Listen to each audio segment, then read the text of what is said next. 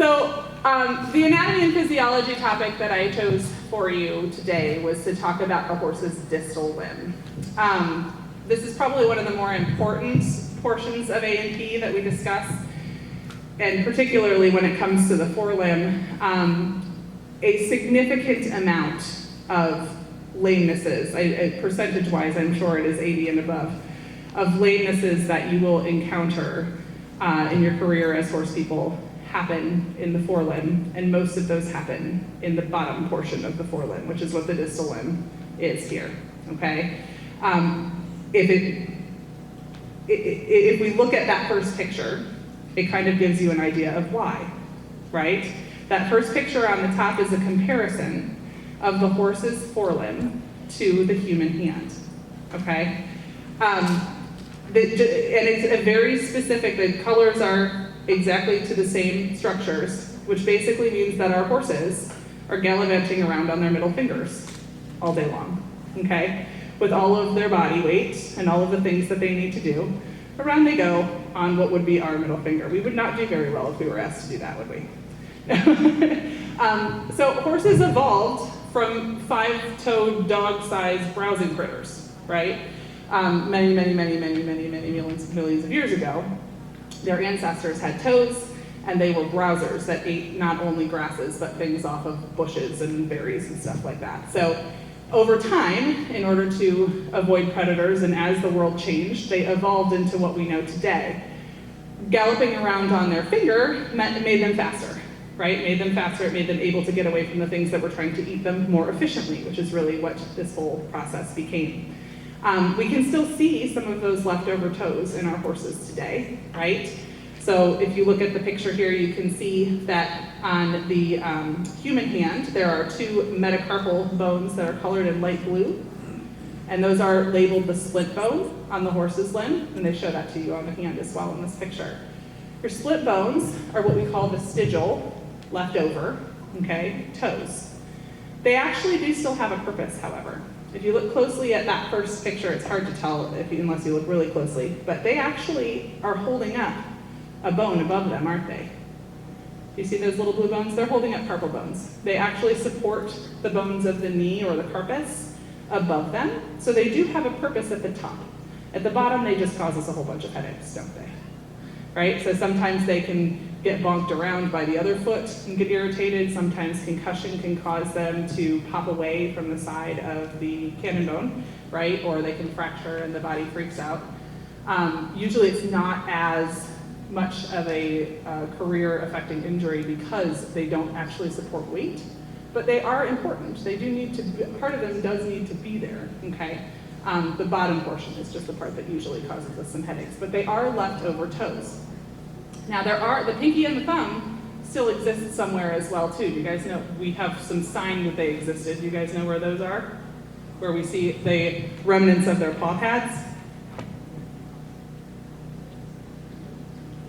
You gotta say it loud so I can hear you. You're right, I hear it. They're chestnuts, yeah. The chestnuts and the ergot, okay, are the leftover paw pads of the pinky and thumb of the horse's ancestors when they had 5 toes. So we see evidence that those things are there, but in order to get away from all those things that were trying to eat them and to live and move quickly across the grasses to be able to get to the food that they needed to have all year round, they evolved into the 1-toed critters that we know today. So they are unique. Our horses and our zebras and our donkeys are very unique in the way that they have evolved into this here. And our horses in particular, because of their size and what we use them for, end up having some issues in those areas.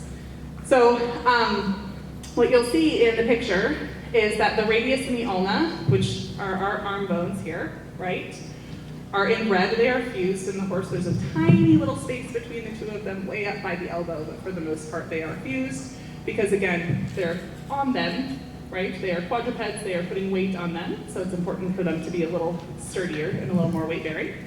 And then what we call the knee is, in horsemen's terms, is actually the horse's carcass, it's their wrist, okay?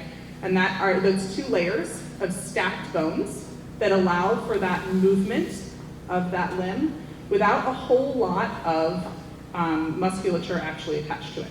So that stack allows for support, and then the muscles above and the tendons and the ligaments to bring it forward and put it down to bear weight, okay? The cannon bone itself is the third metacarpal. It is the weight-bearing metacarpal, right? Because those splint bones are just supporting the carpus above it and then attaching to the side of it. The pastern bones, the long and the short pastern bones, are phalanges. They are the phalanx, okay? The P1 and P2 are what we know as the pastern bones, so they are actually finger bones, all right? And then down into the distal phalanx, or P3, which is the coffin bone, which we know as the bone that actually creates the shape, for the most part, and the support of the horse's hoof structure for weight bearing and pressure, and bearing pressure, okay? So their coffin bone is actually like the bone of your fingertip, and their pasterns are like the bones of your finger. Thinking about that from that perspective always sort of changes things for me when I think about what we deal with our horses and injuries and things that happen to them. And also, moving on to the second picture, thinking about how those things are supported. Raise your hand if you've ever had a horse have a tendon or a ligament injury in the distal limb.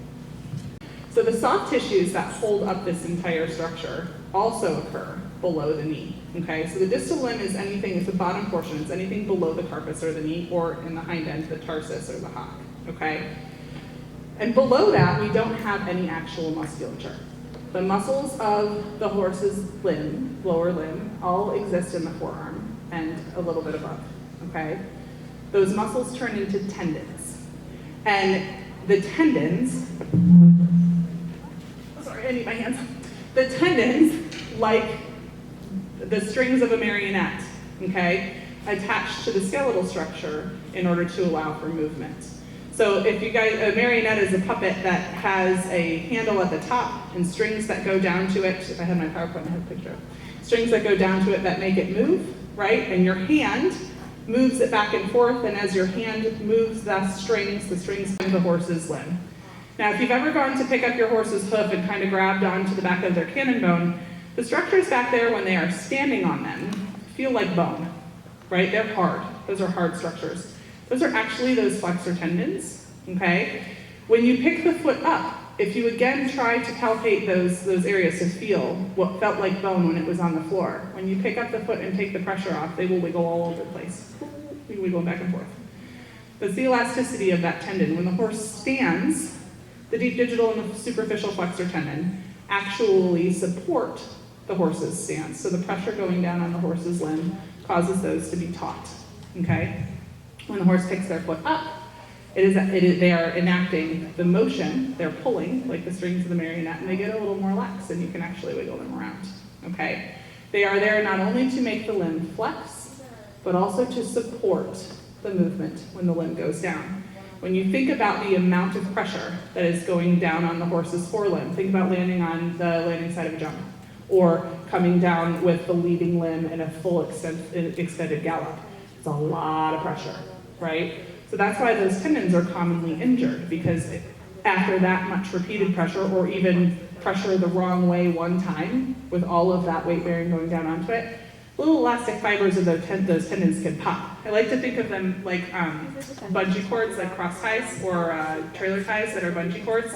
If you stretch them a little too far, the things you use to strap onto your car, you know, if you stretch them a little too far, you start to see those little pieces pop out of the side. That's basically what happens when a tendon gets injured, right? They hop apart in an area, creates a lesion, and it has to heal, right? Because the horse has to be able to use that to support them. So that's why those are the more commonly injured areas of the horse's forelimb in certain disciplines. A lot of times in racehorses, you'll see tendon bows. That's where that comes from. The tendon bow is a superficial digital flexor tendon tear. And then moving on to jumping and things like that, you see it often as well. So it's important to understand that their job is not just to move the limb, but also to support it. But they do flex it. When their muscles contract, they flex it. When their muscles relax, when the limb comes down, they wrap around the sesamoid bones that are at the back of the fetlock, and they sort of cup it and support it and keep it from going too far and stretch to support it.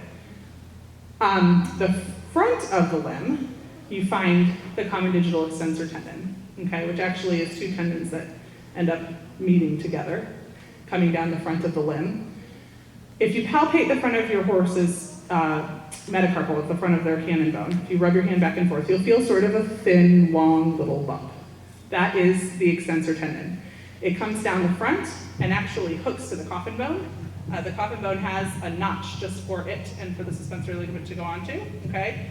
And that way, I have to do interpretive dance here somehow. All right, so that way when its muscles contract, it pulls the entire bottom portion of the limb all together out to extend it. So these muscles pull, right? All the way up here, these muscles pull, and it's attached to the very last little piece, and that tendon pulls and brings it all the way out. It's much thinner. Its supportive need is very different. It doesn't have the same need to support all of that significant weight. Its job is to make sure that that front limb goes out as far as it can so that the horse can cover as much ground as it can. It makes your cute little toes go in your hat class, right? That's what that is, okay? And the other soft tissue structure that is in there that we often discuss is the suspensory ligament, which is the bane of lots of people's existence if you've ever had an injury in the suspensory ligament. It is one of the coolest structures in the horse's body, but it can be really difficult when it doesn't work the way it's supposed to. It is actually stuck to the back of the cannon bone, in between the splint bones. It runs down the back of the cannon bone, starts just at the back of the carpus, goes back down the cannon bone and then splits off, okay? It takes a little break and kind of puts its spidey fingers in at the sesamoid at the back of the fetlock, and then wraps around the front to insert at the coffin bone with the extensor tendon. So it sort of cups the whole distal portion of the limb where it's going to take the most of the pressure, okay?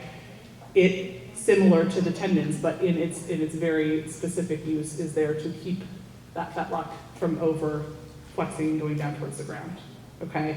So it brings the support of the entire limb down into that fetlock joint. It is strong. It is a modified ligament, okay? It has some elasticity to it. The body modified it a little bit because it was like, oh, you're going to tear all the time if you don't have a little bit of elasticity to you, right? So it has a little bit of elasticity to it, not as much as a tendon. So it doesn't snap back into place as well as the tendon would. But it itself is responsible for supporting that structure. It also allows them to sleep standing up, right? So when they engage their stay apparatus, if you've ever seen your horse cock one hip and lock their knee on one side and put their feet out, the suspensory ligament supports that as well. So these soft tissues combined with this particular setup in the forelimb allow the horse to be the athlete that we need them to be, right? The way that they have evolved allows them to be able to push off in the back, extend out as far as they can in the front, and get away from that bobcat as it's trying to get them, right? But in the athleticism that we ask them to do, and the pressure that we ask them to put down at, we often compromise those areas because there's so much of their body weight that is going down into that space. Most horses by nature carry 60% of their weight up front and 40% in the back. Depending on our discipline, we try to change that a little bit. Our dressage riders would like it to be the other way around, right? 60 in the back and 40 in the front. But the more we alter that, add our weight and add our ask, the more we add to that particular pressure, if that makes sense. I think I'm probably supposed to stop soon, yes? I have no idea what time it is. Just talking away. Do you think? Keep going? Yeah, I mean, we're getting there. Okay. I'm watching you stand there like, okay, do I get a cut off or are you going to get the cane and pull me off the stage here? But I think questions. I was going to say, I'd like to leave time for questions about this. That's the very brief overview. The bottom picture has a cross-section of the hoof that shows the tissues of the hoof that I just think are super cool and interesting. That would be an entire another hour conversation for us to have. As you can tell, I'm a total geek about this stuff, and we have a whole bunch of fun in class discussing all of the ways that this affects the uses of our horses. But I do want to have you ask any questions that you have while I'm standing here. So please, let's open it up to you and ask what you got.